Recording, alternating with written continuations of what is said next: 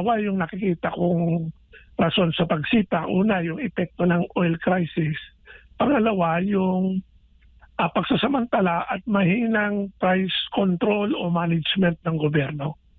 Ang pamahalaan ng mga hakbang upang mapigilan ang pagtaas ng presyo at mapagaan ang epekto nito sa mga mamamayan.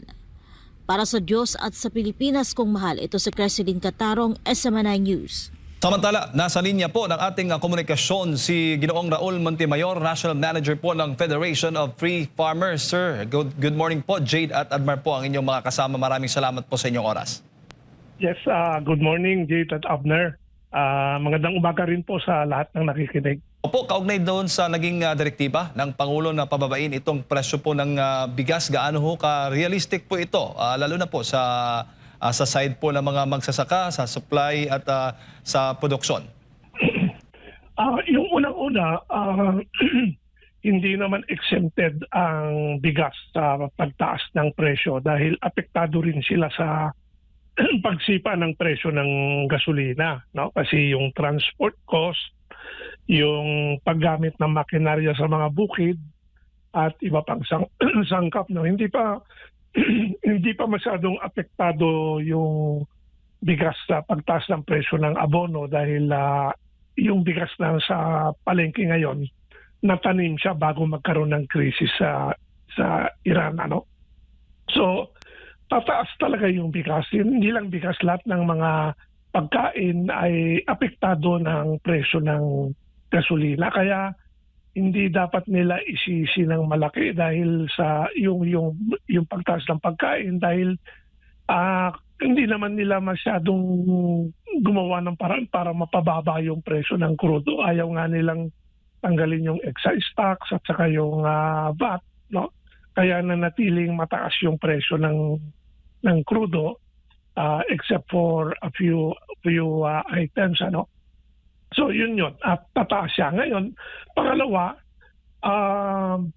sa palagay ko rin yung presyo ng bigas ngayon ay masyadong taas kumpara dun sa cost of production at saka cost of importation. Tinitignan ko tong datos ng importation from January to April. Paglabas ng imported sa pier, bayad na yung taripa niya, lumalabas na ang 1 kilong bigas na 5% broken. So ito yung mga well-milled rice, naglalaro lang ng 30 pesos per kilo. No? Pero bakit pagdating sa palengke, 60? No? Kaya nga pinanukala ng DA na mag-set ng maximum selling price ng imported na 50. Kung 30 yung labas sa pier, tapos 50 yung maximum price, napakalaki na yung 20 pesos na margin. No? Ang alam ko, pinaabot na nila sa Malacanang yung proposal na mag-set ng maximum price na 50 pesos. Hindi naman inaksyonan ng Malacanang. So nanatiling mataas yung imported. Nasa 60 pesos pa rin. And palagay ko, nung nakita yan ng mga local traders, sinabayan na nila. Kahit na yung bili nila ng palay ay medyo mababa, nakita nilang 60 pesos yung imported, nagpataasan na rin sila. No? So dalawa yung nakikita kong rason sa pagsita. Una, yung epekto ng oil crisis. Pangalawa, yung pagsasamantala at mahinang price control o management ng gobyerno. Opo. Pero ang immediate effect ho ba nitong kautusan ng Pangulong Bongbong Marcos Jr. ay makatutulong ba sa mga magsasaka o mas lalong malulugi? Well, sa ngayon, patapos na yung ani. So kung meron mang epekto yan sa presyo ng palay, hindi na masyadong mabigat sa magsasaka. Ngayon, mapapababa ba nila yung presyo ng bigas sa palengke? Kung gugustuhin nila, hindi na kailangan ng announcement ng presidente. Dati pa, pwede na niyang gawin yan. Meron tayong Price Act. In fact, sa ngayon, nasa emergency na nga tayo. Mula nung last year pa, nasa emergency na tayo.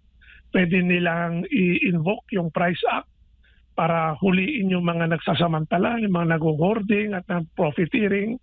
Meron na rin yung anti-economic sabotage law. No? Nandyan na lahat ng batas. No? Hindi ko alam ano yung ginagawa nila. No? Kasi parang imbis na huliin yung mga nagsasamantala, ang ginagawa ng DA, nagmumudmud siya ng murang bigas na napakalaki ang gastos ng gobyerno dyan. Yung 20 peso rice na pinamimigay nila na okay naman sana yon para sa mga mahihirap. Pero ang lugi ng gobyerno dyan, mga 20 to 25 pesos per kilo. No? 20, doble. Yung kung ano yung benta sa mahihirap, ang lugi ng gobyerno ay ganun din. No? Opo. And then, nagpapakalat sila ng murang-murang bigas. No? Parang kumbaga, hindi nila kayang sugpuin yung trader. Ang ginagawa nila, pumapasok sila sa rice market at doon sila nakikipagkompetensya sa trader. Pero hindi kaya ng gobyerno. Napakalaki ng merkado sa bigas na yung kakarampot na inululuwal ng DA at NFA, it will not affect rice prices. No? Opo. So I think ang talagang solusyon dyan ay higpitan yung profiteering. So sa kasalukuyan ho bang sitwasyon natin ngayon, sir, mas kumikita ba yung mga magsasaka o mga trader o yung mga retailer? Yung mga magsasaka, from January to March, medyo nag-recover yung presyo ng palay. No? Maalala natin last year, ang dami talagang hinain yung mga magsasaka dahil bumagsak yung presyo ng palay and then nagkaroon ng import ban. No? Pagdating ng anihan nung umpisa ng March, medyo tumaas yung presyo ng palay. Umabot siya ng 25 pesos per kilo. In some cases, 30 pesos per kilo. I-compare natin sa previous year, mga 15 lang. No? Maraming nalugi last year. No? So maganda naman epekto sa mga magsasaka. Pero itong Abril, napapansin namin pababa ang presyo ng palay. Although patapos na rin yung anihan. No? So medyo, sabihin natin, medyo naka-recover ng konti yung mga magsasaka. No? Baga, Opo. baga merong sapat tayong supply. Baga wala tayong problema dito sa pagpapalakas ng ating produksyon at yung problema natin dito sa pag-control ng presyo. Wala dahil katatapos lang ang ani. Ano? So although lumiit ng konti yung ani, pero yung kabuuang inani ay malaking volume yan na papasok sa merkado ngayong April, May hanggang June. And then dumagsa yung imports actually, no? From January to March, ang total na inangkat natin ay almost 1.4 million tons, no? Kumpara last year, January to March, mga 1 million tons lang ang pumasok. So, bagong ani, ang daming pumasok na bigas. Kaya magtataka ka kung maraming supply, bakit ang taas ng presyo? No? So, sign yan that there is something, some profiteering or manipulation going on. Dahil normally, tataas ang presyo kung kulang ang supply, pero hindi naman eh. No? Opo. Gaano ka laganap po itong sinasabi po ninyong profiteering o itong manipulasyon sa presyo po ng bigas dito po sa ating bansa? Sa inyo, base po sa inyong datos, Sir Raul.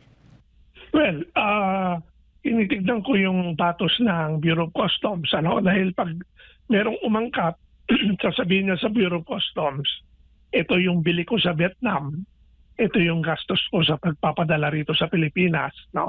Yung kabubuang halagang yun ang pinapatawan ng taripa o buwis. No? So, base doon sa deklarasyon ng mga importer, ang landed cost plus tariff ng 5% brokens from Vietnam, ito yung magandang klase, 30 pesos. No? Ngayon, between 30 pesos paglabas ng pier, tapos umabot ng 60 sa retail, sino ang nagsamantala? No? Yun ang dapat tumbukin ng DA. No? Kasi 30 pesos paglabas ng pier. Siyempre, wala pa din yung gastos ng importer sa puhunan at iba pa, okay lang, no? Pero mula sa importer, ipapasa niya yan sa isang wholesaler. And then mula sa wholesaler, siguro isa pang ahente bago dumating yan sa retail. No? So bawat hakbang doon, may patong. Pero hindi ako maniwala na ang kabuuang gastos at kita ay aabot ng 30 pesos dapat para maging 60 pesos sa retail. So, matagal na namin sinasabi sa DA yan, tumbukin nyo dahil yung sa importer, naka-record ang cost niyan sa customs. Declared under oath yun. No? sinumpaang pagdedeklara ng presyo ng pagbili nila sa Vietnam. So nandiyo may record yun. Then pag binenta yan sa isang wholesaler, dapat may resibo yan. Kung wala, tugisin ng BIR. No? At yung wholesaler na nagbenta sa agent at yung agent na nagbenta sa retail, lahat dapat may resibo yan, di ba? So kung tutumbukin lang nila yon, malalaman nila sino yung napakalaking patong na nagsasamantala, yun ang tugisin. No? Opo. Ang nakikita namin ginagawa ng DA, ewan ko, takot sila sigurong tugisin ng mga yan. Ang ginagawa nila, nag-uumpisa sila sa retail, pinapababa nila yung retail, kaya ang naiipit yung retailer. No? Baka hindi naman yun ang may kasalanan, baka yung ibang mga trader in between, yun ang nagsasamantala, yun ang dapat huliin. Po. Bago ko ipasa kay Partner Admar, sir, kasama pala doon sa babala ng palasyo ng Pangulo mismo yung posibleng pagpatupad nga ng price cap at yung pagsasampa ng kaso kung mapapatunayan yung may mga nagaganap na hoarding o sabuatan nga sa pagmanipula ng presyo. Oh, well, yung hoarding mahirap. No? Kasi ang pag-anihan, obligado mag-ipon ng stock yung mga trader, no? Kasi maraming supply, hindi naman nila pwedeng iluwal yan lahat kaagad. So, maraming stock sa bodega, alangan namang sabihin mo nag-hoard sila, no? Yung sabuatan, mahirap din unless naka-record yan o ano. Ang nakikita kong madaling i-prove profiteering, no? Ang understanding ko sa profiteering is 10% over the cost nung produkto mo, ang pinatong mo. No? So, as I said, there is a record ng entry ng imported. No? Dapat na resibuhan yung bawat pasa ng bigas hanggang dumating sa retail. Madali lang sa tingin ko yun. No? Mag-sample lang sila, isang malaking importer, magkano mo pinarating yan? Nasaan resibo mo? No? Kanino mo binenta yan? O kay wholesaler Juan. O puntahan niyo si Juan. Juan, magkano mo binili sa wholesaler yan? Nasaan ang resibo mo? No? At si Juan, pinasa niya sa retailer. Magkano mo pinasa kay retailer? Nasaan ang resibo ni retailer na binayaran kanya? No? Madali lang dapat, no? Pero yun na nga, hindi ko lang kung bakit hindi nila ginagawa yan. May record no? Ang ginagawa nila, palabas lang 20 peso rice, palugi. No? Ngayon, may rice blend pa silang local imported, local corn, para daw mapababa ang presyo ng bigas. Again, gobyerno na naman nakikialam. Gastos na naman yan sa gobyerno. Hindi pa nga natin alam kung yan ay magiging acceptable. No? Pero in the meantime, yung mga nagsasamantala sa merkado, walang huli. No? Walang nangyayari. Kaya sabi ko nga, useless yung ginagawa ng gobyerno ganyan, papitsi-pitsi, kung hindi na nila makontrol yung sistema sa kalakaran sa pagbibenta ng bigas. Opo, Ginoong Raul, magandang umaga. Si Admar po ito. Linawin ko lang po.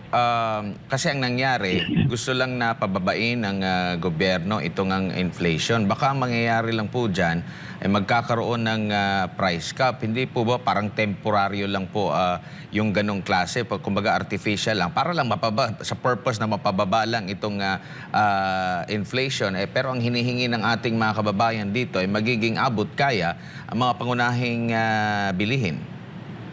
Oh, well, kung nag-price cap ka, again, that is allowed under the law. In fact, matagal na nga, sabi ko nga, matagal nang nakabinbin sa Office of the President yung panukala na mag-price cap sa imported at 50 pesos. No?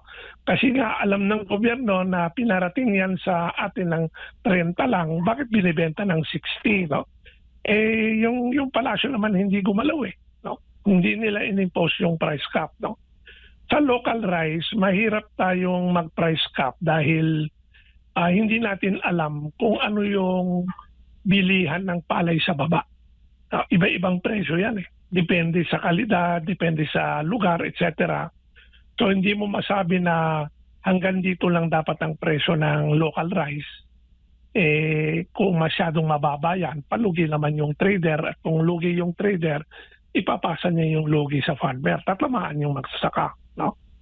But sa ngayon, since most of the rice is already in the hands sa mga traders at saka middlemen, medyo patapos na ang ani, kung mag-price cap, ang tatamaan dyan yung mga nasa gitna, yung mga trader. No? At siguro, pag tatanggapin na lang nila yon dahil sorry na lang, no? Minalas sila.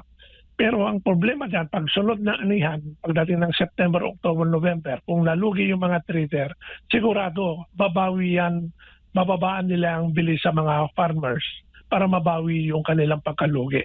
So in the end, farmer na naman ang kawawa. Opo. At napapanahon na po ba na palitan yung pangalan sa Department of Agriculture mula DA gawing Department of Agriculture gawing Department of Angkat? In fairness sa DA, no, siyempre binabalansin nila lahat ng mga interest, di lang ng farmer at saka ng pati consumer. Pero ang alam namin o pagkaintindi namin, yung pagbababa sa presyo ng bigas, pagbababa sa taripa ng imported at pag-aangkat ng unlimited volumes of rice, yan po ang posisyon ng economic managers, especially NEDA, Department of Finance. At sa tingin namin, napipilitan lang si Secretary Laurel na sumunod sa kanila. No? Siguro meron din siyang gustong gawin, pero kumbaga pinipigilan siya. No? Kunyari yung tariff, matagal nang nakabinbin sa 15% yan. Sinabi namin itaas no sa 35 yung dating level niyan. Ayaw niyang gawin kasi ayaw ng economic managers. No? At sa tingin natin itong mga gagawing hakbang ngayon para maipababa ang presyo ng bigas, kahit na tamaan uli yung mga magsasaka, yan ay ipapairal talaga ng economic managers. No? Ganun ang pag-iisip nila. Kung mas murang angkatin na lang. Huwag na tayo masyadong maghirap sa local production. Umangkat na lang tayo kasi mas mura. At mapapababa natin yung presyo ng bigas. Opo. Posible pa bang mangyari, Sir Raul, yung 60 to 62 pesos daw per kilo ng bigas pagsapit ng Setyembre? Ngayon nga, 60 na eh. No? 55 to 60 na. Pagdating ng Setyembre, yung aanihin sa Setyembre, yun ang tatamaan ng increase sa fertilizer at tatamaan ng El Nino.